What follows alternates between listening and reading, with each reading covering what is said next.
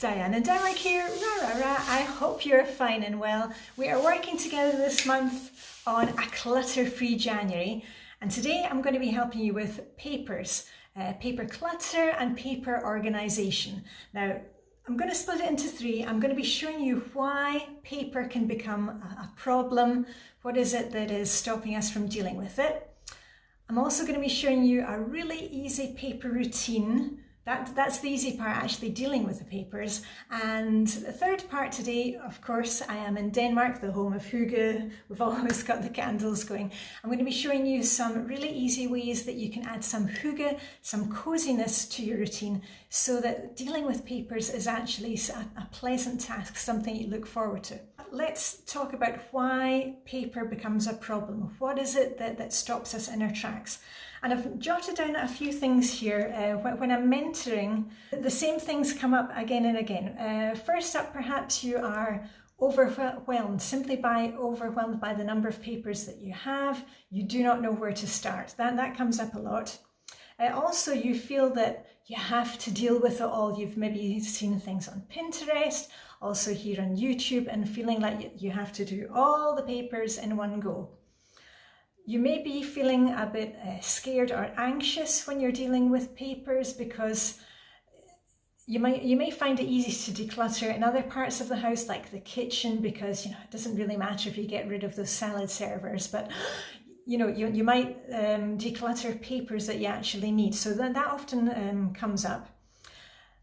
I often hear that you don't have any set time for dealing with your papers. There's no rhyme or reason to it.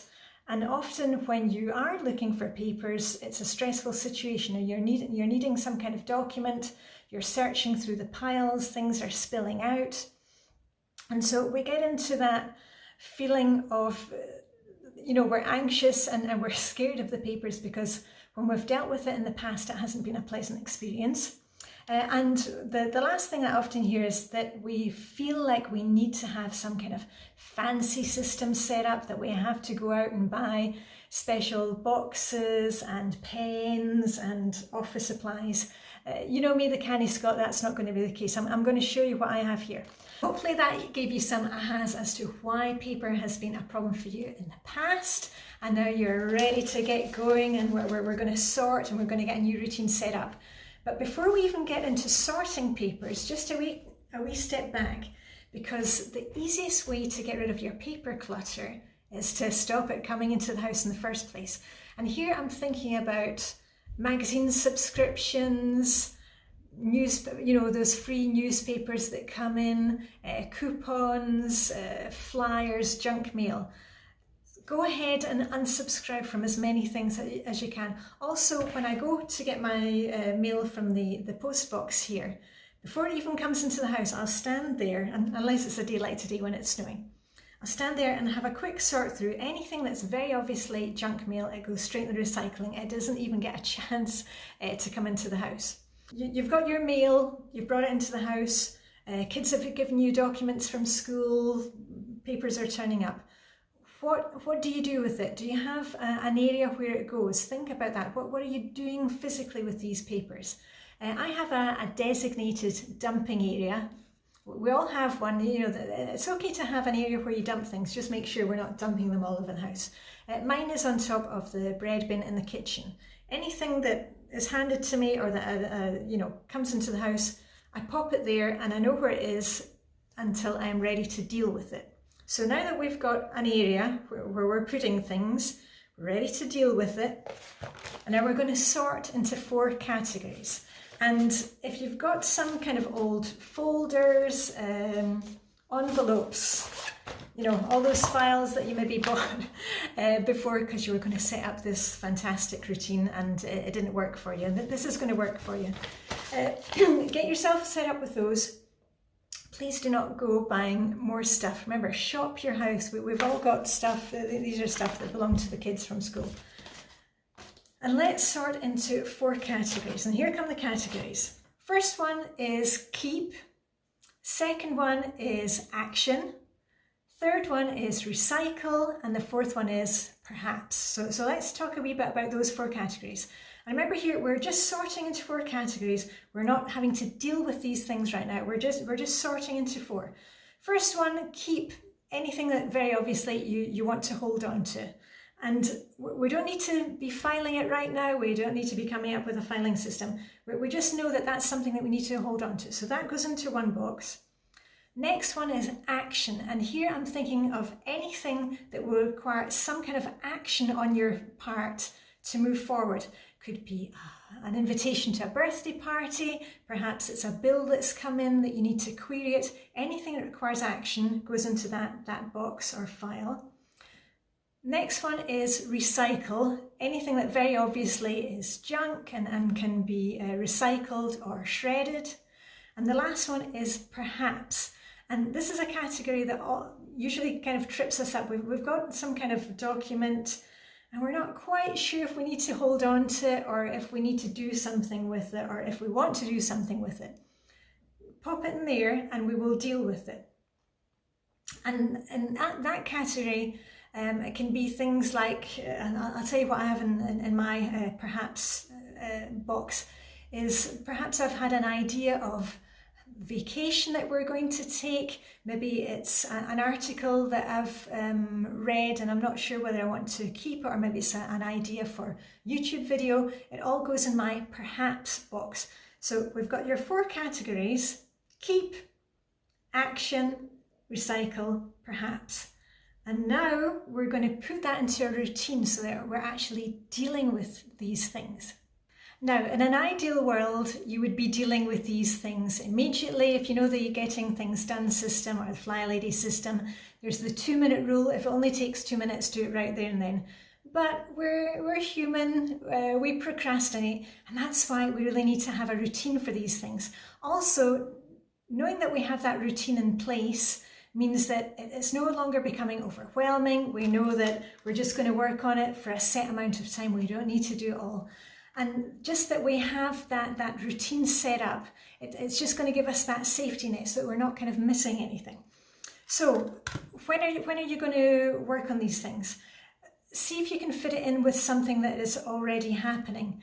In Flylady land, Tuesday is usually plan and play, where you sit down, you take your calendar, you look at what's coming up, you go through your papers, maybe you can take some action on things, you know, whether you have to query a bill or set up a payment online. We're just sitting for 10 or 15 minutes and we're dealing with it. Perhaps you have kids who are doing homework or homeschooling. The kids are sitting at the table. I have a friend of mine who's got 4 kids. And when her kids were younger, when they came in from school, she would put down a couple of bowls on the table of carrot sticks and cucumber, and they would all sit there together, just getting on with their homework, and they could kind of help each other, and mum was there if necessary. Maybe you can sit there as well and do your homework of dealing with the papers, sorting out the papers. But just pick a day of the week, a time of day that suits you, and also we really need to make sure that we are looking forward to it, that it's pleasant. Now, you know me, I'm in Denmark, we have the hygge. I've always got candles going. I've talked about it before. I've got my little mini diffuser. Set yourself up with, you know, a nice cup of coffee in your favourite mug, glass of water. Perhaps listen to some kind of motivational music in the background, chapter of an audio book, podcast. Anything that's just going to make it a pleasant experience for you, because once again, we've maybe had not so pleasant experiences dealing with paperwork, and we need to reverse that and make it something that we actually look forward to, a little kind of a quiet moment. Perhaps you can set up an area in your bedroom.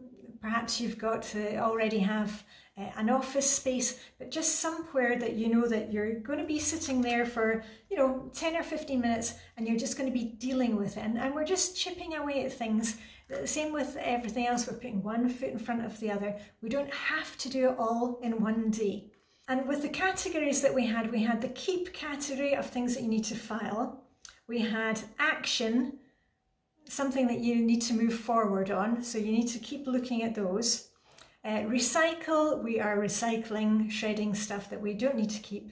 And perhaps, You're going to take that out when you have your plan and play time, and you can look through those and say, no, actually I don't need to keep that. And often just having a little bit of more space, more leeway, is going to allow you to see things that you can let go of. We don't need to be tossing things out right, left and centre. Sometimes it's just a little matter of time, and you'll soon find that by having this routine, it makes it easier and easier, because we really see what is coming into the house that we think, oh yeah, why have I been allowing this to come in? And it makes it much, much easier to let go of. Now, don't forget to go and check out, there's a whole playlist of everybody who's working together on the Clutter Free January project. I'll put the link up here. And also the next video that you see me in, I shall be revealing the winners of my giveaway. I was giving away a free one-on-one coaching session, a private coaching session with me, to somebody here on YouTube and also to somebody on Instagram. And I also have the mystery gift. I'll be unwrapping that so you can see what it is. What is it that you can do today to work on your paper clutter? Can you set up an area to make it pleasant for yourself? Can you look out some boxes or files so you can get started on the sorting? Can you just set your timer for 10 minutes today and work through one of those piles? Let's just get moving here. And on that note, I'm going to grab my pom-poms because I'm going to get moving too. And all I've got left to say is live long and prosper. May the Danish hygge be with you. And I shall see you very soon with a ra, ra, ra. Bye for now.